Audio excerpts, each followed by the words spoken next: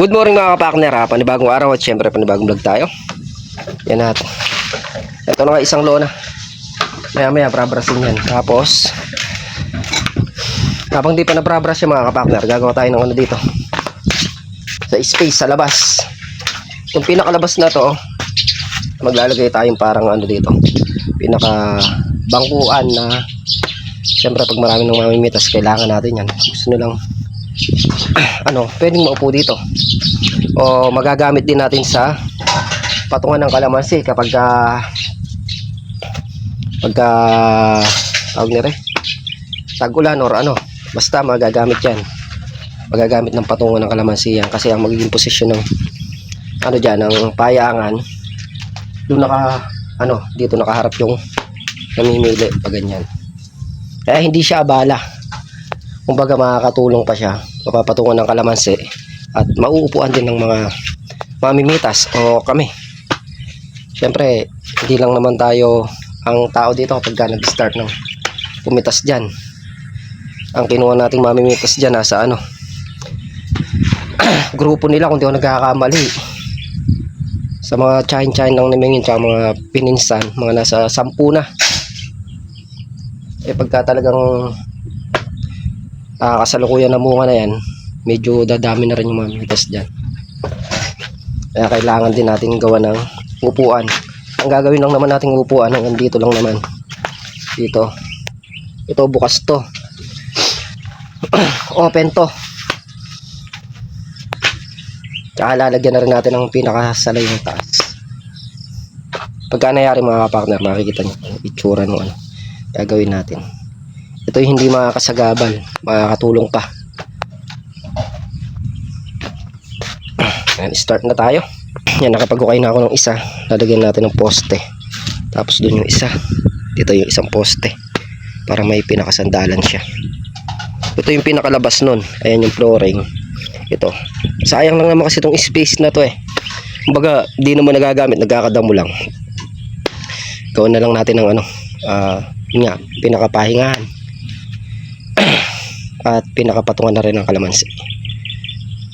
Yung mixer na to ba, lilipat din to, maobliga ilipat to kasi yung payangan, pagkakalam ko dito pepesto sa dalawa na to eh. Payangan, dalawa yung payangan na gagawin namin eh, para maluwag. Pag tag-ulan kasi hindi pwedeng isang payangan lang, matagal matuyo yung kalamansi, kailangan talaga dalawa yung payangan na yun, dalawang medyo katamtaman yung laki para mabilis din yung ano, proseso sa pamimili ng kalamansi.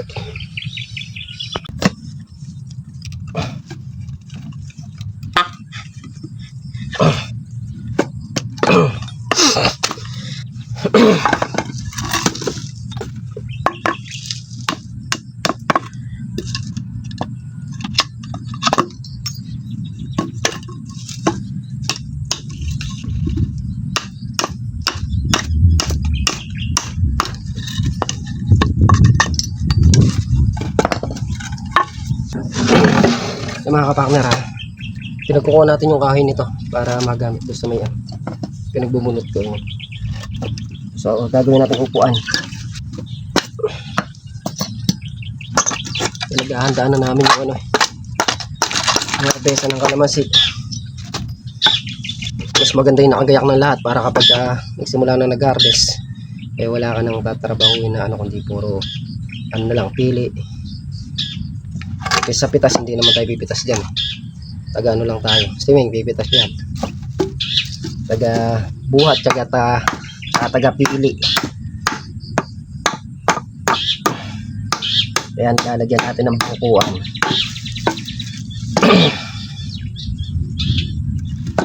Magagamit ng mga kapakner 100%.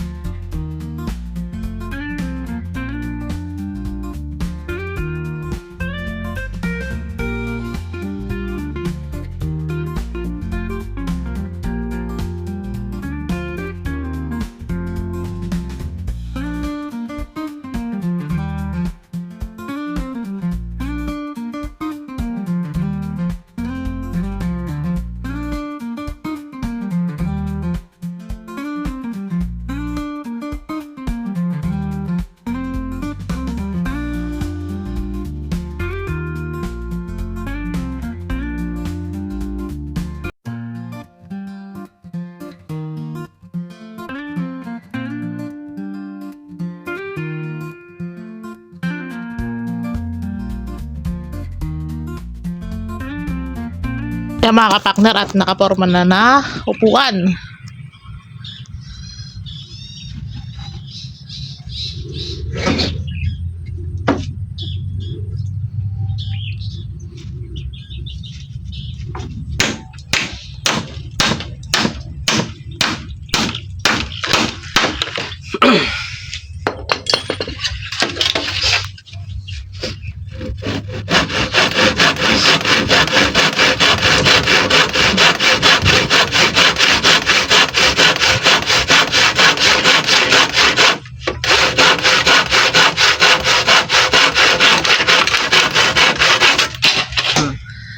Ayan. Pagawa na siya ng pasaygon.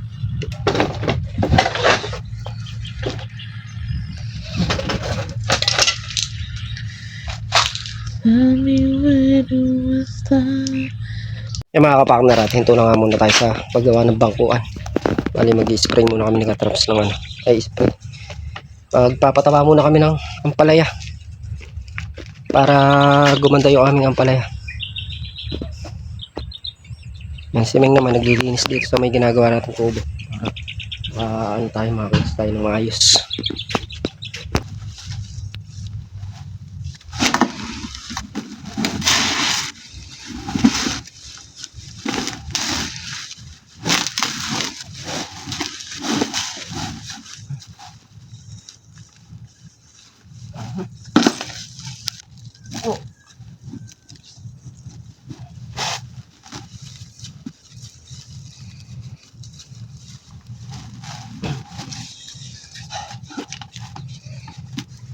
Yan, papataba muna tayo.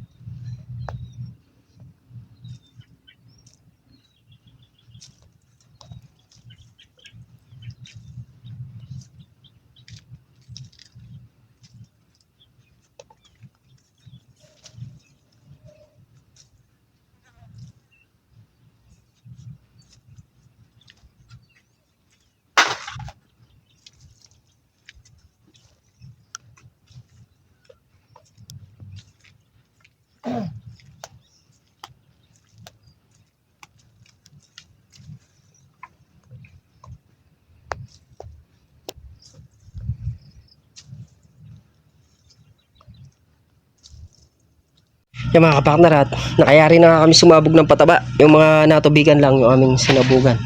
Yung hindi natubigan, bukas na siguro sasabugan yan. Bukas sasabayan na ng sabog, patubig tapos sabog. Tapos nakapagpataba rin kami ng ng ampalaya ng katrops.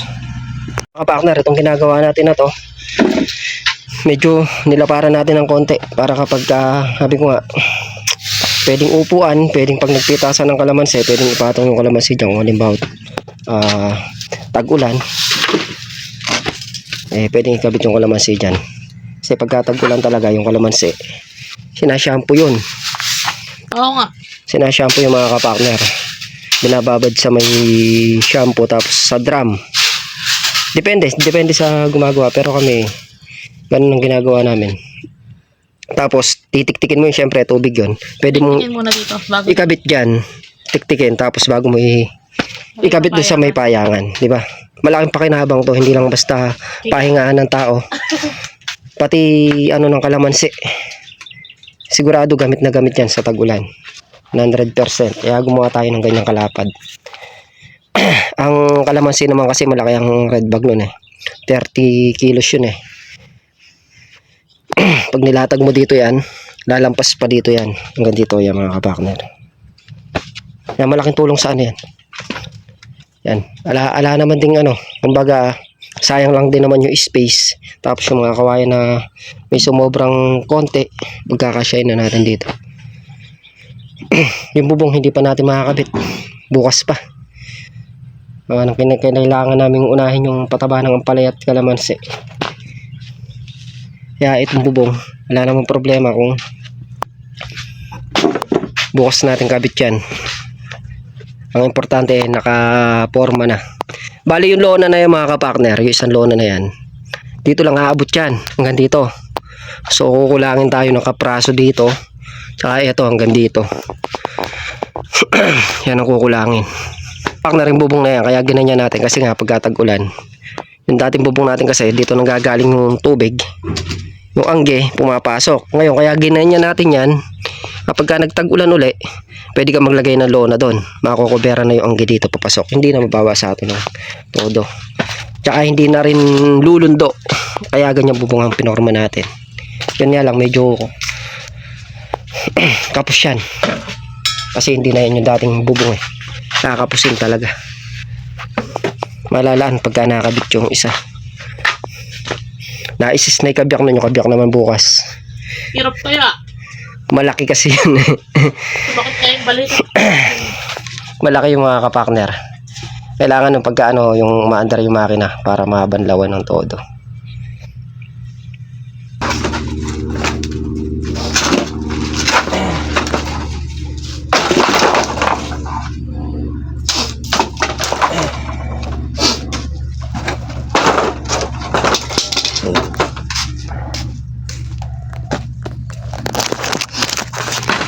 Dito mo lalaki talaga.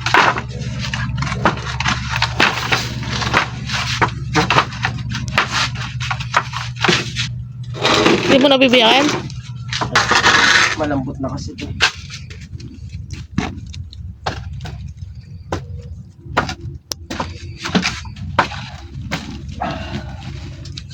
Biyakin mo na. Di pwede.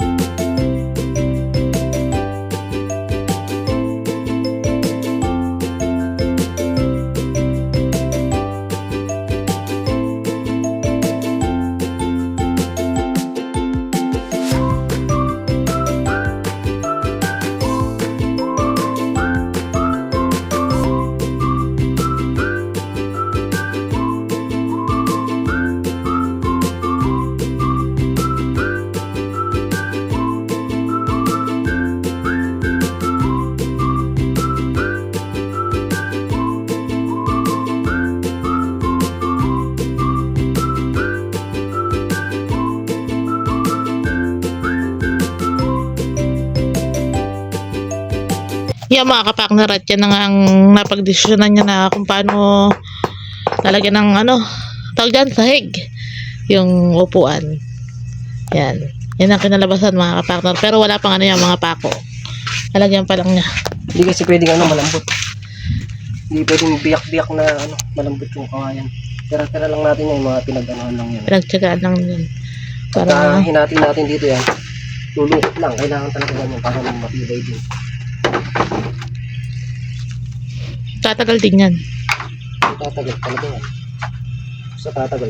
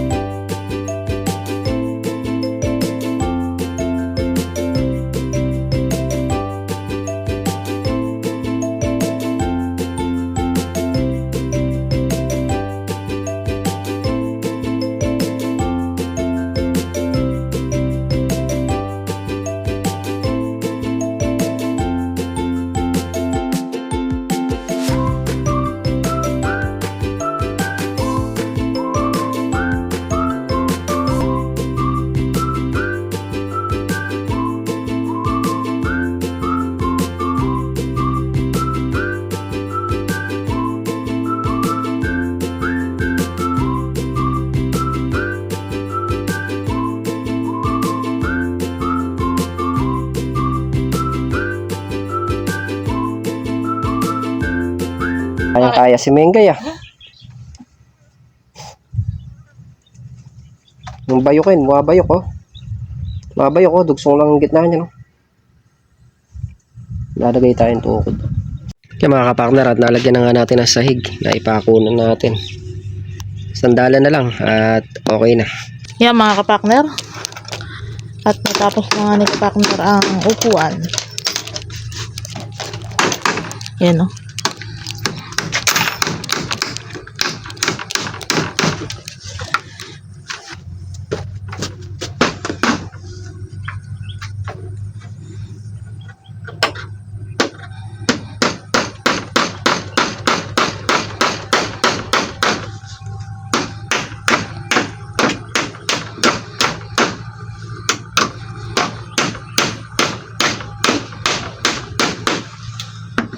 Mga kapartner, at tapos na nga natin itong upuan dito. Ano yun, maglalagay na tayo ng oil dyan. Isa lang.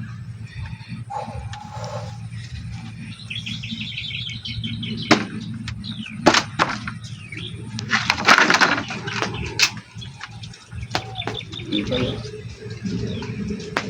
Muulan. Umulan! Blessing. Blessing. Yan mga kapartner, umuulan. Lakas mo na, todo mo na. Para madiligan ng mga halaman, itodo mo na. Huwag ka nang mahiya. Yung mga kapartner, bala yan na nga yung nagawa natin ngayong araw. Bumawa tayo ng upuan, tsaka patungan na rin ng kalamansi. Tapos, nagpataba tayo sa kami ni Katraps doon sa Ampalaya, tsaka dito sa kalamansi. Bali yan nga, nabasala no. Blessing, umulan. Bali yan, magkakaroon pa ng ano yan. Pag ano yan, para hindi nababasa ng ulan at tira na iinitan.